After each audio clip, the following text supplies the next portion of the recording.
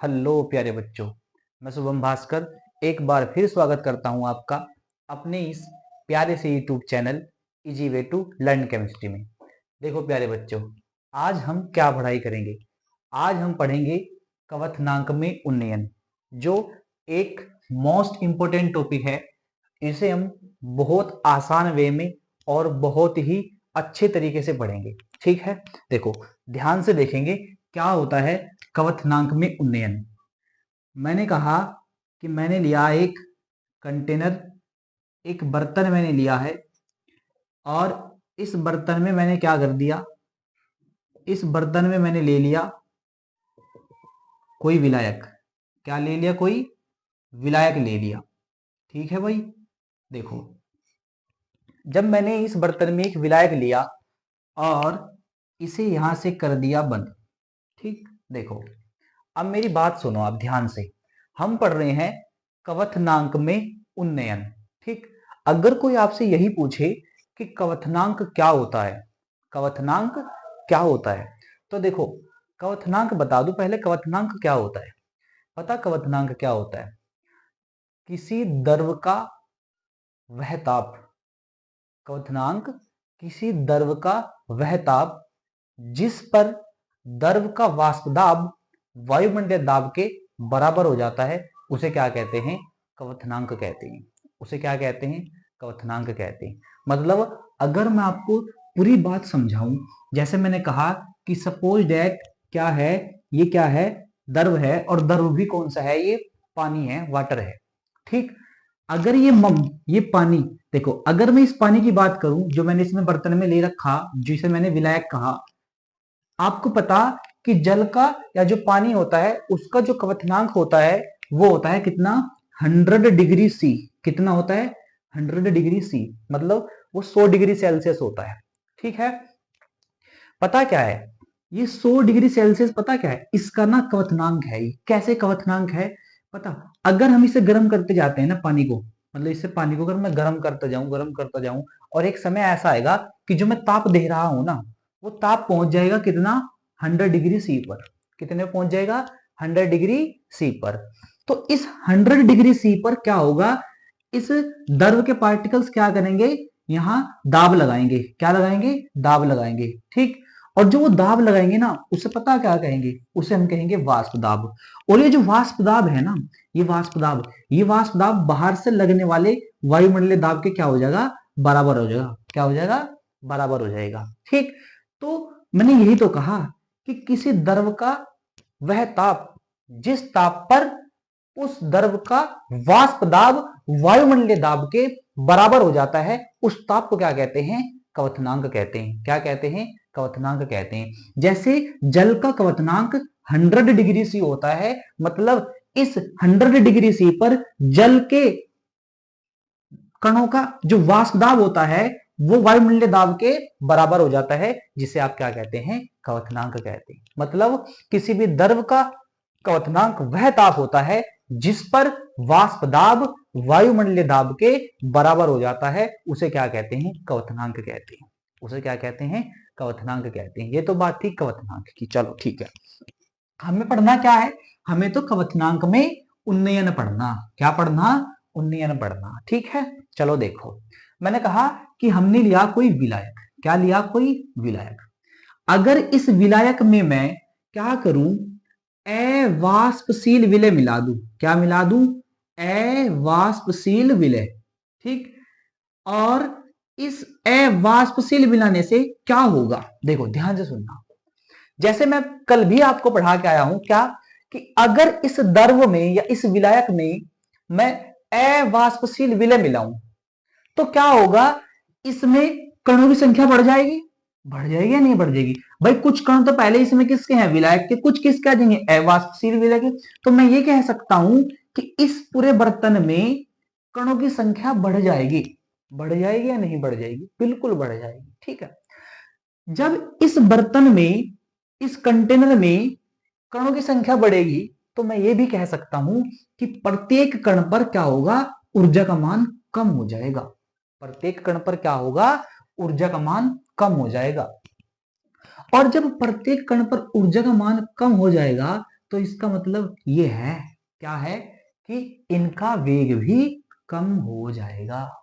क्या है, इनका वेग भी कम हो जाएगा।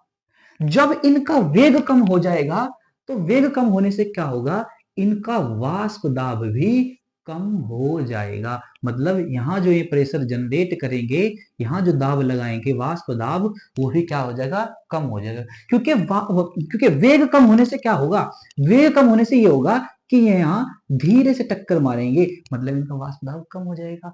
और जब इनका वाष्प दाब कम हो जाएगा तो इनका क्वथनांक बढ़ जाएगा। क्या हो जाएगा, क्वथनांक बढ़ जाएगा। और क्वथनांक बढ़ने की यह जो घटना है उसे क्या कहते हैं, क्वथनांक में उन्नयन कहते हैं। क्या कहते हैं, क्वथनांक में उन्नयन कहते हैं। ठीक है, इस बात को मैं लिख देता हूं। देखो कैसे लिखेंगे, ध्यान से लिखेंगे। जैसे मैं इसे लिख देता हूं, इसे रिमूव करके देखो, ध्यान से देखेंगे। मैं लिख रहा हूं, जब जब किसी विलायक में जब किसी विलायक में अवाष्पशील अवाष्पशील विलय मिलाया जाता है, मिलाया जाता है, तो कणों की संख्या तो कणों की संख्या तो कणों की संख्या बढ़ जाती है। तो कणों की संख्या बढ़ जाती है। ठीक, कणों की संख्या बढ़ जाती है। इसीलिए इसीलिए प्रत्येक कण पर प्रत्येक कण पर ऊर्जा का मान ऊर्जा का मान घट जाता है, घट जाता है, तथा वेग भी तथा वेग भी घट जाता है, तथा वेग भी घट जाता है, जिसके कारण जिसके कारण वाष्प दाब भी वाष्प दाब भी घट जाता है, जिसके कारण वाष्प दाब भी घट जाता है। इसलिए इसलिए इसलिए क्वथनांक बढ़ जाता है। इसलिए क्वथनांक बढ़ जाता है, जिसे जिसे क्वथनांक में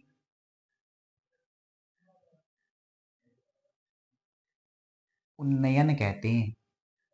जिसे क्वथनांक में उन्नयन कहते हैं। ठीक है, जिसे क्वथनांक में उन्नयन कहते हैं। ठीक, देखो अगर मैं कहूं कि यदि यदि शुद्ध विलायक का शुद्ध विलायक का क्वथनांक वो बराबर है किसके, टी के, तथा विलयन का क्वथनांक वो बराबर है किसके, TS के। भाई S मतलब सॉल्यूशन और T मतलब क्वथनांक। तो क्वथनांक में उन्नयन वो हो जाएगा कितना, TS माइनस टी। देखो अगर हम बात करें कि ये TS माइनस टी क्यों आया, ये TS माइनस टी इसलिए आया, क्यों मैं आपको बार बार समझा रहा हूं, कल भी समझाया था कि अगर मैंने ये विलायक लिया, क्या लिया, विलायक, बहुत ध्यान से समझना, बहुत आसान तरीके से समझाऊंगा। अगर बिल्कुल कतई देसी भाषा ही कह देना कि देसी भाषा ये जी वही समझा दो, कतई कतई वही है। फिर देखो अगर ये विलायक मैंने लिया तो आप ये सोचो जब तक मैंने इसमें कुछ नहीं मिलाया, ठीक, और अगर मैं इसे क्या करूं, आपको पता कि इनके पास कुछ ना कुछ जो गतिज ऊर्जा है, कुछ ना कुछ तो गतिज ऊर्जा इनके पास है जिससे गति कर रही है। और आपको पता कि क्या है कि अगर हम कोई ताजा द्रव लेते हैं तो यहाँ से क्या उठते हैं, नीचे से बुलबुले से उठते हैं, वो ये यहाँ जाके टकराते हैं, यहाँ से नीचे से बुलबुले से उठते हैं, ये यहाँ जाके टकराते हैं, यहाँ से नीचे जाकर बुलबुले उठते हैं, यहाँ जाके टकराते हैं। ऐसा ही होता है बिल्कुल ऐसा ही होता है, ठीक। तो वो बुलबुले यहाँ जाकर खत्म हो जाते हैं, मतलब जल के स्वतंत्र जाकर स्वतंत्र तल पर जाकर क्या हो जाते हैं, वो खत्म हो जाते हैं, ठीक। मतलब यहाँ टक्कर मारते हैं फिर खत्म, टक्कर मारते खत्म। वो पता क्या चाह रहे, वो ये चाह रहे कि मतलब हम यहाँ दाब लगावे जिसे क्या कहते हैं, वाष्प दाब, और इस बर्तन से बाहर निकले और वाष्प में बदल जा, मतलब बर्तन के दीवार पे भी लगाते हैं और जल के स्वतंत्र तल पर भी लगाते हैं, ठीक है। अब देखो मेरी बात ध्यान से सुनना, अगर मैं आपको ये कहूं कि जब तक मैंने इसमें कुछ नहीं मिलाया तो ये ठीक ठाक गति कर रहे थे या नहीं कर रहे थे, ठीक। और मैं कह रहा कि मैं इसे ताप दे रहा, कितना दे रहा, ताप दे रहा, ठीक, मैं इसे ताप दे रहा। तो जब मैं इसे ताप दूंगा गति करना शुरू कर देंगे, गति करना शुरू उसको वाष्पदाब बना देंगे, मतलब यहाँ ज्यादा तेज तेज टक्कर मारना शुरू कर देंगे, ठीक। अगर मैंने कहा कि आप इसमें चीनी मिला दो जिसे आप अवाष्पशील विलय कहते हो, फिर वही, ठीक। तो जब आप इसमें चीनी मिलाओगे तो क्या होगा, ये चीनी के पार्टिकल्स घुल जाएंगे इसमें, बिल्कुल घुल जाएंगे। जब ये चीनी के पार्टिकल्स इसमें घुल जाएंगे तो क्या होगा, घुलने के बाद ये चीनी के पार्टिकल्स भी तो पानी के जैसे हो जाएंगे, ठीक है। और जब ये चीनी के पार्टिकल्स पानी जैसे हो जाएंगे तो अब ये भी क्या करेंगे, गति करेंगे, अब ये भी क्या करेंगे, गति करेंगे, ठीक। और ये गति करने के साथ साथ क्या होगा, जैसे ये पानी के पार्टिकल्स यहां टक्कर मार रहे थे ऐसे ये भी कोशिश करेंगे हम भी टक्कर मारे। तो जिससे यहां ज्यादा टक्कर मारे तो इसका मतलब यह है कि अगर इन्हें यहां टक्कर लगवानी है तो हमें ताप फिर बढ़ाना पड़ेगा। भाई नॉर्मल वे में अगर मैं कह रहा हूं कि अगर ये कोई वस्तु रखी यहां ए, कोई वस्तु रखी ए और ये पहले से क्या है, गति कर दी, ठीक ठीक चल रही है, मान लीजिए इसकी स्पीड है, कुछ ना कुछ है, चाहे वो थोड़ी बहुत ही है, तो आप इसमें हल्का सा प्रेशर या धक्का दे दो, इसे क्या कर दो, हल्का सा धक्का दे दो या और तेज चलना शुरू कर देगी, हो जाएगा ही नहीं हो जाएगा ऐसा।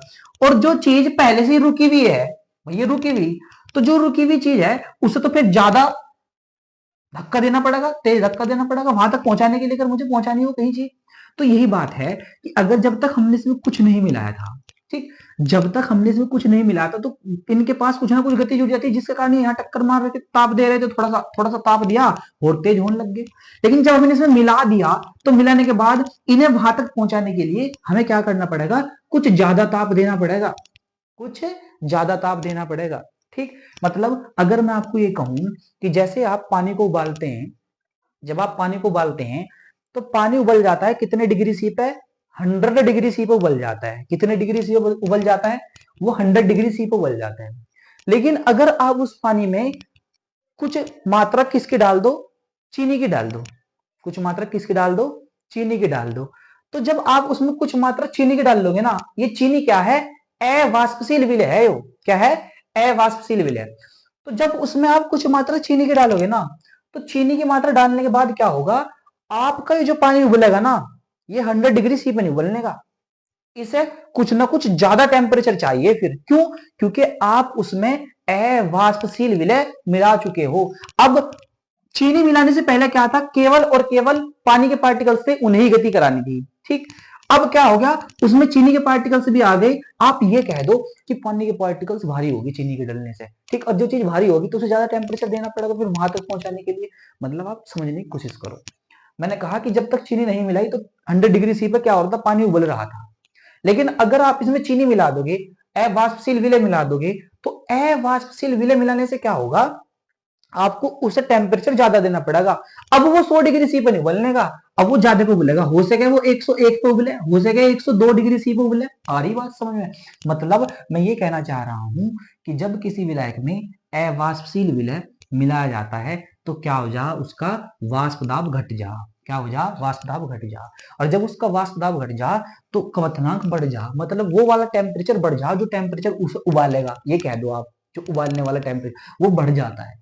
और वो जो क्वथनांक बढ़े ना, उस क्वथनांक बढ़ने को ही क्या करें हम, क्वथनांक में उन्नयन कह रहे हैं। क्या कह रहे हैं, क्वथनांक में उन्नयन कह रहे हैं, ठीक है। तो मतलब एक बात बताओ मुझे, ज्यादा क्वथनांक किसका था, शुद्ध विलायक का था या इस विलयन का था जो विलयन बना चीनी डालने के बाद? ज्यादा क्वथनांक या ज्यादा टेम्परेचर किसे देना पड़ रहा था?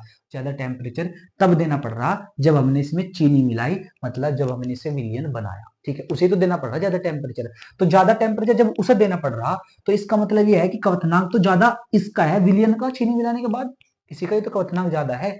इसीलिए मैंने क्या करा, क्वथनांक में उन्नयन लिखा Ts-T, मतलब विलयन का ज्यादा है विलायक का कम है, विलयन के में से घटाया किसका, विलायक का।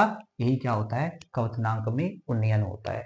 क्या होता है, क्वथनांक में उन्नयन होता है, ठीक है। आई बात समझ में? दोबारा रिपीट कर देता हूं।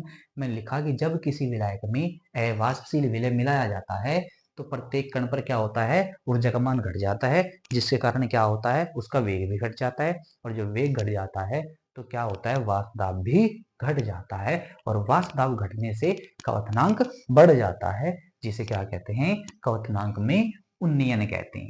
क्या कहते हैं, क्वथनांक में उन्नयन कहते हैं, ठीक है। इसे नोट कर लीजिए। कर लिया? आज के लिए इतना ही काफी। कल मिलेंगे फिर एक नए इंपॉर्टेंट टॉपिक के साथ, ठीक है। Thank you.